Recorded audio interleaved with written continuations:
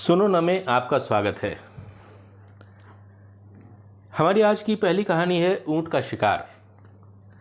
एक बार एक जंगल में शेर, सियार, लोमड़ी और गीदड़ 4 दोस्त रहा करते थे। शेर उनका नेता था। वे जंगल में जिधर भी निकल जाते तबाही मचा देते। सीधे साधे जानवरों को सताते, किसी के साथ मारपीट करते, किसी का घर तोड़ देते। कोई बड़ा और शक्तिशाली जानवर मिल जाता तो शेर को उल्टा सीधा भड़काकर उनमें झगड़ा करवा देते और खुद तमाशा देखते। एक दिन जब चारों हवाखोरी के लिए जा रहे थे तो लोमड़ी की नजर एक हृष्ट-पुष्ट ऊंट पर पड़ी। उस ऊंट को देखकर उसके मुंह में पानी आ गया। उसने सियार को इशारा किया, सियार ने गीदड़ को। सलाह बनते ही उन्होंने शेर को भड़का दिया। महाराज, कितना बेअदब ऊंट है, आपको देखकर प्रणाम तक नहीं किया। शेर कुछ मोटी बुद्धि का था। उनके भड़काते ही वो क्रोधित होकर ऊंट पर झपट पड़ा। ऊंट बेचारा अभी शेर से अपना कसूर पूछता कि उस मंद बुद्धि ने उसी पल उसे मार डाला। सियार, लोमड़ी और गीदड़ बड़े खुश हुए। लोमड़ी बोली, बहुत ठीक सजा दी महाराज, अब इसके 4 हिस्से होने चाहिए। खबरदार, इस पर सिर्फ मेरा अधिकार है, शेर गुर्राया। मगर कैसे महाराज, हम चारों तो आपके मित्र हैं, इसलिए हमें बांटकर खाना चाहिए, सियार बोला। वैसे भी हम आपकी प्रजा हैं। मूर्खो, इसका आधा भाग मेरा है, क्योंकि मैं जंगल का राजा हूं। शेष बचे आधे में भी आधा फिर मेरा हुआ, क्योंकि मैं तुम्हारे दल का नेता हूं।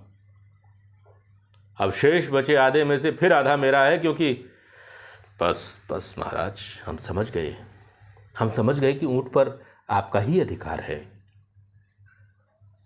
लोमड़ी बोली, आप भोजन करें। शेर धूर्तता से हंसा और ऊंट की दावत उड़ाने लगा। वे बेचारे तीनों एक और बैठे उसे देखते रहे। वे समझ गए थे कि हर आधे में से आधा शेर का हो जाएगा और उन तीनों के लिए जो बचेगा उसमें तो उनकी दाढ़ भी गीली नहीं होगी। मतलब ये कि शक्तिशाली मित्र कभी भी नजर फेर सकता है। मित्रता अपनी हैसियत के अनुसार ही करनी चाहिए। हमारी अगली कहानी है बूढ़ा खरगोश।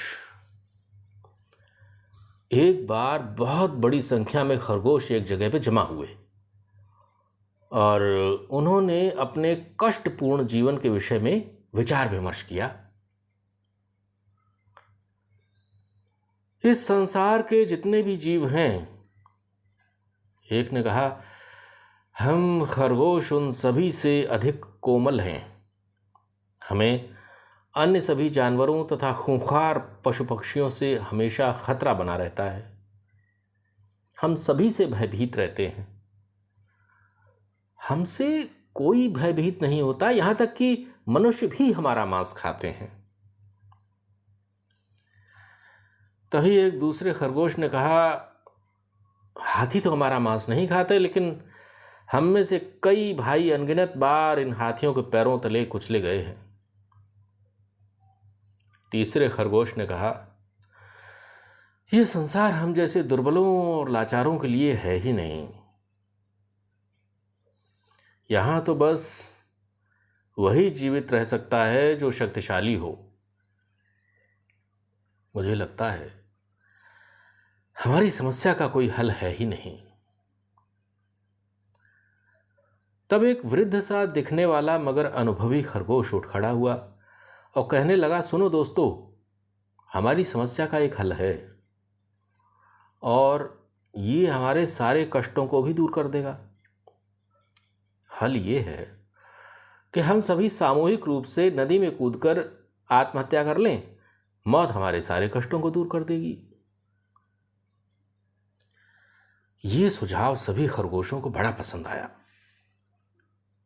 वे सभी पास बहने वाली नदी के किनारे आत्महत्या करने के लिए पहुंच गए। लेकिन आत्महत्या करने की अफरा तफरी में उन्होंने इतना हो हल्ला किया कि नदी किनारे बैठ के मेंढकों का एक बड़ा सा झुंड बुरी तरह घबरा गया और सारे के सारे मेंढक मारे डर के पानी में कूदने लगे। ये देखकर बूढ़े खरगोश ने अपने साथियों को नदी में कूदने से रोकते हुए कहा, मेरे भाइयों, हमें धीरज रखना चाहिए और इस दुनिया में कुछ और दिनों तक जीवित रहने का प्रयास करना चाहिए। हमें सोचना चाहिए कि कुछ ऐसे भी जीव हैं जो हमसे भी ज्यादा कमजोर हैं और हमसे डरते हैं। इस दुनिया में हर प्राणी किसी न किसी से डरता जरूर है। मतलब ये कि स्वयं को कभी भी दुर्बल नहीं समझना चाहिए। तो ये थी हमारी आज की कहानियां सुनो न के अंतर्गत, और सुनो न के अगले अंक में हम आपसे फिर मुखातिब होंगे और नई कहानियां लेकर। आप स्वस्थ रहें, आप प्रसन्न रहें। हमारी फिर भेंट होगी अगले अंक में।